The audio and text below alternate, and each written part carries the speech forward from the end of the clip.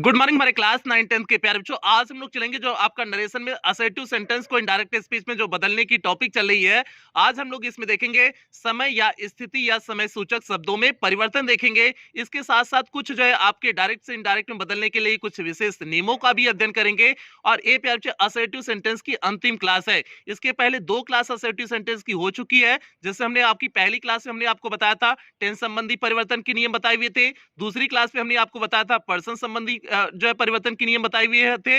आज की क्लास में आपको बताएंगे समय सूचक शब्दों में परिवर्तन। और ये प्यारे आपकी जो है ग्रामर की 24वीं क्लास है। इसके पहले 23 क्लास ग्रामर की हो चुकी है, जिसमें हमने आपका टाइप्स ऑफ सेंटेंस करा चुके हैं, पार्ट्स ऑफ सेंटेंस में सब्जेक्ट प्रेडिकेट करा चुके हैं, और आपका पार्ट्स ऑफ स्पीच जिसमें आपका नाउन से लेकर के इंटरजेक्शन तक सभी पार्ट ऑफ स्पीच करा चुके हैं। और इसके साथ साथ नरेशन की आपकी 2 क्लास हो चुकी है। आज की आपकी तीसरी क्लास है। तो यदि इसमें से आपका कुछ भी छूटा हो तो आप चैनल की प्लेलिस्ट में जाइए। प्लेलिस्ट में जाएंगे तो यदि आप क्लास 10th में होंगे तो आपकी अपनी प्लेलिस्ट बनी होगी, UP board class 10th English grammar new syllabus करके आपकी अपनी प्लेलिस्ट बनी होगी। उसमें सारी क्लासें एक शेड्यूल वाइज लगी हुई होंगी, तो जहां से भी आपका छूटा है आप वहां से देख करके पूरा कर सकते हैं। इसी तरह से यदि आप क्लास 9th में होंगे तो भी आपकी ग्रामर की 9th की अलग से प्लेलिस्ट बनी है। आप 9th के ग्रामर की प्लेलिस्ट में जाकर के जहां से भी आपका छूटा है आप वहां से देख करके पूरा कर सकते हैं। तो जल्दी से प्यारे बच्चों हम लोग आज की क्लास से कनेक्ट होते हैं। समय या स्थिति या समय सूचक शब्दों में परिवर्तन देखते हैं। और इस परिवर्तन पे चलने से पहले जो भी बच्चे चैनल पे पहली बार आए हैं, चैनल को सब्सक्राइब करेंगे, वीडियो को लाइक करेंगे, क्लास 9 10 के हर एक बच्चे तक वीडियो को शेयर और करेंगे। प्यारे बच्चे ये आपकी जिम्मेदारी है। तो देखिए हमने यहाँ पर लिखे हुए हैं समय या स्थिति या समय सूचक शब्दों में परिवर्तन लिखे हुए हैं। उसके बाद लिखे हुए हैं समय सूचक शब्दों में निम्न प्रकार से परिवर्तन करते हैं। तो प्यारे बच्चों यहाँ बात हो रही है कि अगर डायरेक्ट स्पीच में एक कुछ समय सूचक शब्द आए हुए हैं, तो जब आप उसे इनडायरेक्ट स्पीच में बदलेंगे तो उसमें परिवर्तन किस तरह से करेंगे, आज हम लोग इसी के बारे में देखते हैं। तो अब देखिए हमने यहाँ पर कुछ वर्डिंग लिखे हुए हैं। देखिए ऊपर लिखे हुए हैं डायरेक्ट स्पीच, उसके बाद चेंज करके इनडायरेक्ट स्पीच में कैसे लिखेंगे, उसके बाद चेंज लिखे हुए हैं, फिर इनडायरेक्ट लिखे हुए हैं। सिंपल सा ऐसा समझना कि समझो कि एक ही लड़की है और लड़किया का बियाह अभी नहीं हुआ है, तो भैया जब बियाह हो जाएगा तो दूसरे के घर में जाएगी तो दूसरे के तौर तरीके से रहना पड़ेगा उसे ना। तो वही से बात है, डायरेक्ट स्पीच में जो समय सूचक शब्द आएगा उसका जो है जब इनडायरेक्ट में लिखेंगे उसे, तो कुछ तो परिवर्तन उसमें करेंगे ना। तो जो परिवर्तन करेंगे वही आज परिवर्तन देखते हैं कि लड़की के जाने के बाद दूसरे घर में, मतलब जिसमें ब्याह होता है जिस घर में जाती है, उसके बाद उसमें परिवर्तन कौन कौन सा आता है, आज हम लोग वही देखने वाले हैं। भैया वो नहीं देखेंगे, यहाँ देखेंगे समय सूचक शब्दों में डायरेक्ट से इनडायरेक्ट में जाने के बाद कैसे परिवर्तन होता है, ये देखने वाले हैं। चलो आ जाते हैं टॉपिक से कनेक्ट होते हैं। अब यहाँ पर देखिए प्यारे हमने यहाँ पर लिखे हुए हैं डायरेक्ट स्पीच, चेंज लिखे हुए हैं डायरेक्ट। अब यहाँ पर देखिए आपको कुछ वर्डिंग लिखे हुए हैं, उस वर्डिंग को ध्यान दीजिए। एगो अगर आपका डायरेक्ट स्पीच में आया है तो वह इनडायरेक्ट में बी4 में चेंज हो जाता है। आपके डायरेक्ट स्पीच में एगो आया है तो किस में चेंज हो जाएगा, बी4 में चेंज हो जाएगा। कम आया है तो कम किस में चेंज हो जाता है, गो में चेंज हो जाता है। आगे देखते हैं। आगे देखिए हेंस आया होगा तो किस में चेंज हो जाएगा, देंस में चेंज हो जाएगा। हाइदर आया है तो थाइदर में चेंज हो जाएगा। हियर आया है तो दियर में चेंज हो जाएगा। नाउ आया है तो देन में चेंज हो जाएगा। उसके बाद देखते हैं दिस आया है तो दैट में चेंज हो जाएगा। दीज आया है तो दोज में चेंज हो जाएगा। दस आया है तो सो में चेंज हो जाएगा। टू नाइट आया है तो दैट नाइट में चेंज हो जाएगा। टुडे आया है तो दैट डे में चेंज हो जाएगा। उसके बाद टुमारो आया है तो दी नेक्स्ट डे हो जाएगा। टुमारो अगर आया है तो क्या हो जाएगा आपका, दी नेक्स्ट डे हो जाएगा। आगे देखते हैं हम लोग। आगे यहाँ पर देखिए स्टरडे अगर आया होगा तो स्टरडे किस में चेंज हो जाता है, दी प्रीवियस डे में चेंज हो जाता है। टुमारो अगर आया होगा तो टुमारो किस में चेंज हो जाता है, दी नेक्स्ट डे या फिर जो है दी फॉलोइंग डे में चेंज हो जाता है। टुमारो किस में चेंज होगा, दी नेक्स्ट डे में चेंज होगा या फिर दी फॉलोइंग डे में चेंज होगा। तो ये प्यारे से आपके कुछ परिवर्तन के जो है आपके परिवर्तन थे डायरेक्ट स्पीच में से इनडायरेक्ट स्पीच में जाने के बाद किस तरह से परिवर्तन होते हैं, आपके कुछ शब्दों में परिवर्तन थे। जितने हमने शब्द बताए हुए हैं आप पूरी तरह से कंठस्थ कर लेना। जैसे हमने आपको क्या क्या कौन कौन से शब्द बताए हुए हैं एक बार आप मेमोराइज करो। एगो बताया, एगो का हमने बिफोर बताया, कम का गो बताया, हेंस का देंस बताया, हाइदर का थाइदर बताया, हियर का दियर बताया, नाउ का देन बताया, दिस का दैट बताया, दिस का दोज बताया, दस का सो बताया, टू नाइट बताया, टू डे बताया, दैट डे बताया, टुमारो बताया, टुमारो बताया, दी नेक्स्ट डे बताया। उसके बाद स्टरडे बताया, दी प्रीवियस डे, टुमारो बताया, the next day or the following day. ये प्यारे बच्चे आपका जो है कुछ आपके परिवर्तन हो गए। अच्छा टुमारो हम 2 बार बता दिए हुए हैं, यहाँ पर आपका टुमारो 2 बार लिख दिए हुए हैं, कोई बात नहीं है। टुमारो को दी नेक्स्ट डे कहेंगे या फिर दी फॉलोइंग डे कहेंगे। ए प्यार बच्चे आपका परिवर्तन हो गया, डायरेक्ट से इनडायरेक्ट में जाने के बाद ये परिवर्तन हो गया। अब हम लोग एग्जाम्पल पे चलते हैं, उदाहरण पे देखते हैं आप किस तरह से इसका अप्लाई करेंगे। अब यहाँ पर दो एग्जाम्पल के माध्यम से आपको बेहतरीन ढंग से समझा देंगे, कहीं कोई दिक्कत समस्या परेशानी नहीं होगी। तो प्यार बच्चे अब देखिए यहाँ पर जो पहला एग्जाम्पल हमने लिखे हुए हैं, इस पहले एग्जाम्पल को एकदम ध्यान से देखिए।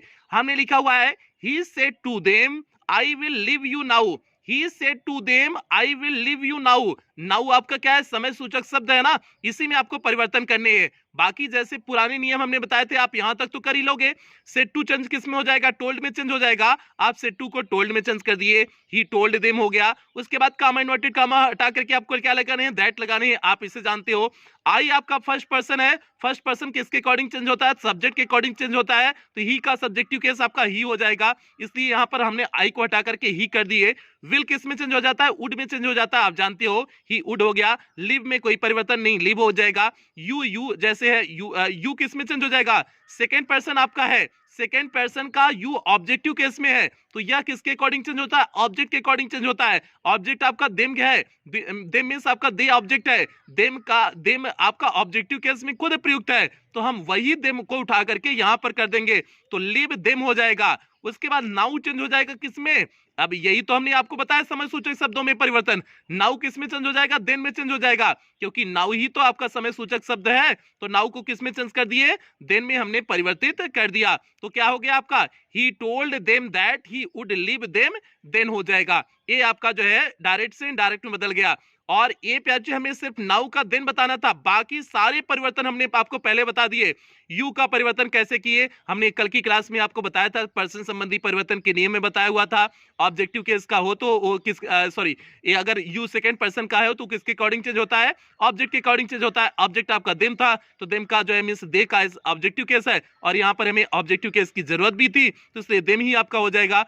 इसलिए उन सारे नियमों पे हम चर्चा नहीं करेंगे कि पर्सन संबंधी परिवर्तन कैसे किए या फिर टेंस संबंधी परिवर्तन कैसे किए, उसके पर चर्चा नहीं करेंगे।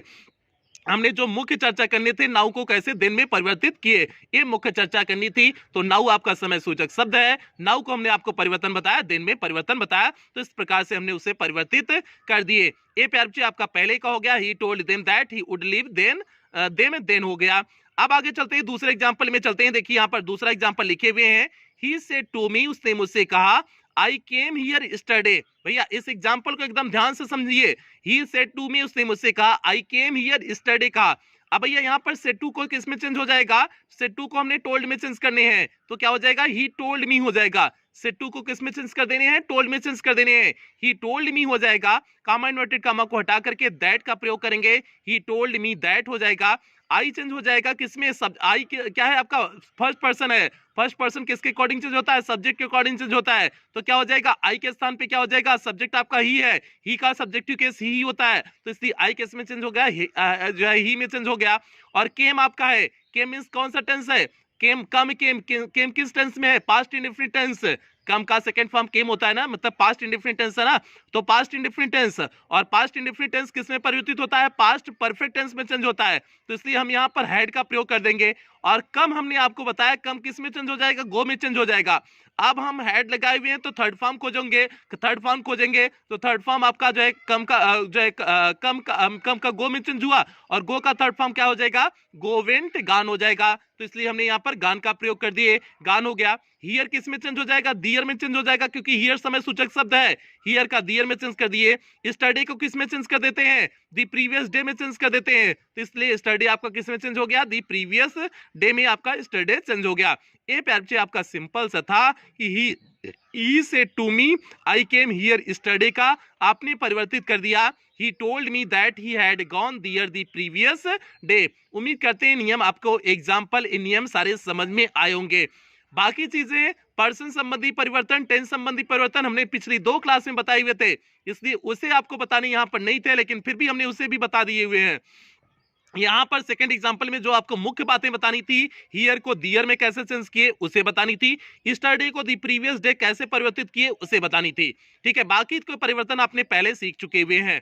तो प्यार बच्चे आपका क्या हो गया, फिर से एक बार देख लो, सेड टू चेंज हो गया, टोल्ड में कामा इन्वर्टेड कामा हटा करके दैट का प्रयोग किए, आई के अकॉर्डिंग हमने जो है आई सब्जेक्ट के अकॉर्डिंग चेंज होता है, इसलिए ही किए। उसके बाद पास्ट इंडेफिनिट था तो पास्ट परफेक्ट के लिए हमने हैड प्रयोग किए, कम चेंज हो जाता है गो में, इसलिए गो वेंट गान थर्ड फॉर्म यूज किए। हियर का दियर किए, उसके बाद स्टडी का द प्रीवियस डे किए। तो प्यार बच्चों ये आपका सेकंड एग्जांपल हो गया। तो उम्मीद करते हैं ये आपको समझ में आ गया होगा। तो इसका जो आपका एक और अन्य नियम इसी के बेस पे है, जल्दी से उसे देख लेते हैं, फिर उसके बाद समय सूचक शब्दों में परिवर्तन आपका कंप्लीट करते हैं। अब यहाँ पर देखिए हमने लिखे हुए हैं, यदि दिस हियर और नाउ किसी ऐसी वस्तु या स्थान या समय की ओर संकेत करते हैं जो कहते समय वक्ता के सामने उपस्थित हो, तो इनडायरेक्ट नरेशन बनाते समय उनमें कोई परिवर्तन नहीं होता है, बल्कि उन्हें ज्यों का त्यों रख देते हैं। तो प्यारे बच्चे हमने सिंपल से आपको बता रहे हैं कि यदि दिस हियर और नाउ किसी ऐसी वस्तु या व्यक्ति या स्थान की ओर संकेत करें जो वक्ता के सामने हो, अगर वक्ता के सामने हो तो जब आप डायरेक्ट से इनडायरेक्ट में बदलेंगे तो इनमें कोई परिवर्तन नहीं करेंगे। किसमें दिस हियर नाउ में, क्योंकि अगर आप परिवर्तन कर देंगे तो दिस को दैट में चेंज कर देंगे, हियर को दियर में चेंज कर देंगे और नाउ को देन में चेंज कर देंगे। लेकिन आपको तब नहीं करने हैं, तब इसमें परिवर्तन नहीं करना है जब जिसकी बात हो रही है वह वक्ता के सामने हो, तब आपको परिवर्तन नहीं करने हैं। तो जैसे एग्जांपल में ध्यान से समझने की कोशिश करना, एग्जांपल में लिखे हुए हैं, ही सेड टू मी, उसने मुझसे कहा, दिस इज माई हाउस, यह मेरा घर है। तो भैया यह मेरा घर है, हमारा घरवा हमारे सामने दिख रहा है ना, तो हमारा घरवा हमारे सामने है, तो इसलिए हम यहाँ पर दिस को दैट में चेंज नहीं करेंगे, क्योंकि दिस आपका यहाँ दिखा रहा है और दैट कर देंगे तो वहां कर देंगे, अर्थ परिवर्तित हो जाएगा। तो आप डायरेक्ट से इनडायरेक्ट आप रूप परिवर्तन करते हो, अर्थ परिवर्तन नहीं करते हो। तो क्या हो जाएगा, ही told me that, this he रहेगा, दिस इज तो चेंज हो जाएगा आवाज में, तो इज क्या हो गया आवाज में, वाज माई चेंज हो जाएगा, माई फर्स्ट पर्सन का आपका पजेसिव केस है, तो सब्जेक्ट के अकॉर्डिंग पजेसिव सब्जेक्ट का पजेसिव केस खोजेंगे। सब्जेक्ट आपका क्या है, ही है, तो ही का पजेसिव केस क्या हो जाएगा, हिज हो जाएगा, हिज हाउस हो जाएगा। उम्मीद करते हैं सारी कॉन्सेप्ट आप समझ रहे होंगे।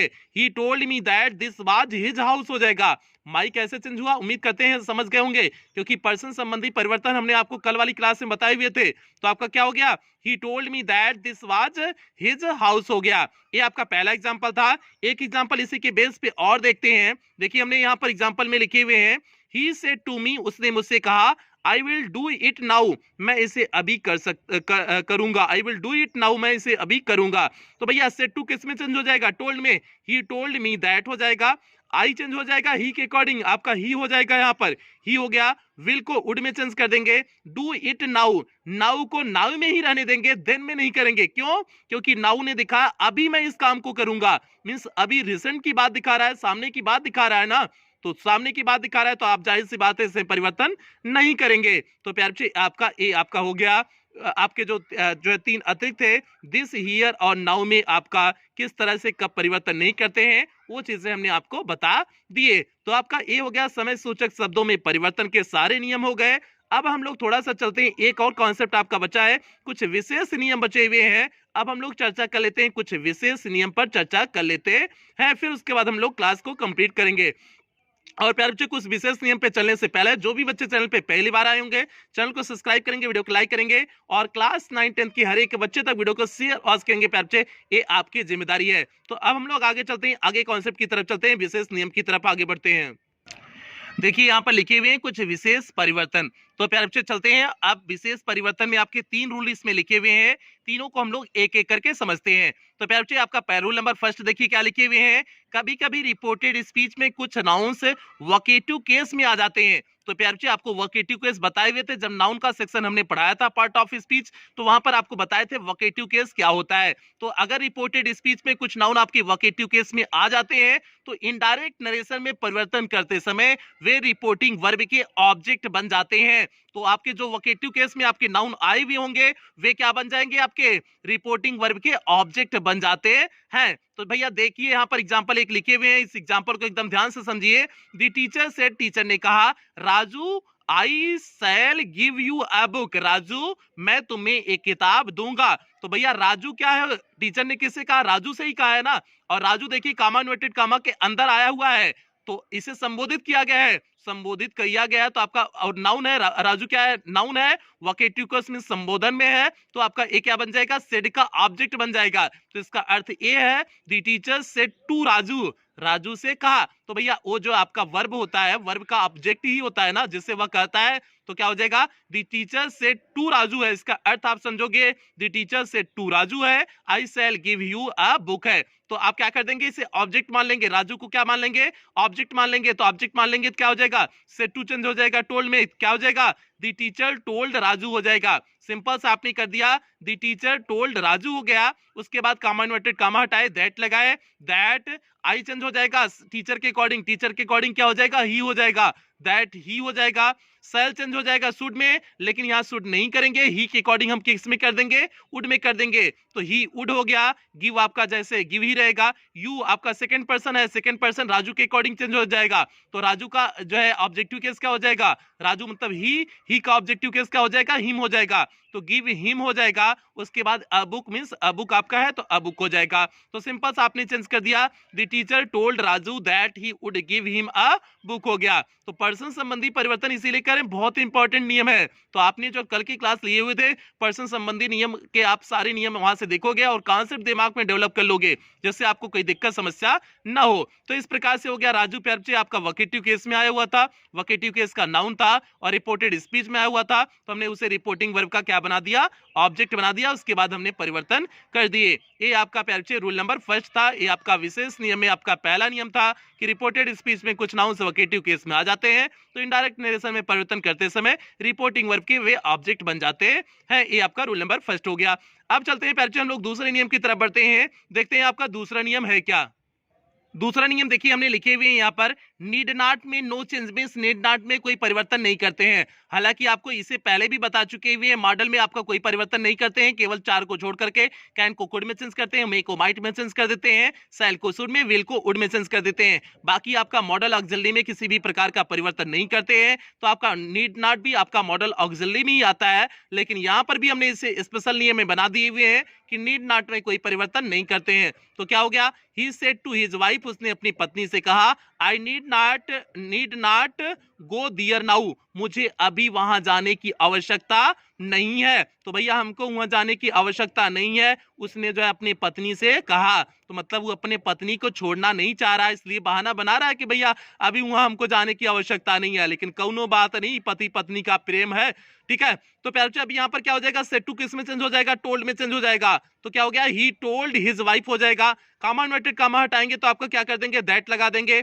आई चेंज हो जाएगा सब्जेक्ट के अकॉर्डिंग, सब्जेक्ट आपका ही है तो ही के अकॉर्डिंग यहाँ पर ही हो गया। नीड नॉट में कोई परिवर्तन नहीं तो नीड नॉट ही रहेगा। गो आपका हो गया, दियर है तो दियर में कोई परिवर्तन नहीं। नाउ में परिवर्तन करने होंगे तो नाउ को किस में चेंज कर देते हैं, देन में चेंज कर देते हैं। तो आपका सिंपल हो गया, he told his wife that he need not go there हो गया। ये आपका नीड नॉट का कॉन्सेप्ट हो गया, नीड नॉट में कोई परिवर्तन नहीं करते हैं। यही आपका रूल नंबर 2 था, एकदम सिंपल सा कॉन्सेप्ट था। उम्मीद करते हैं चीजें समझ में आ गई होंगी।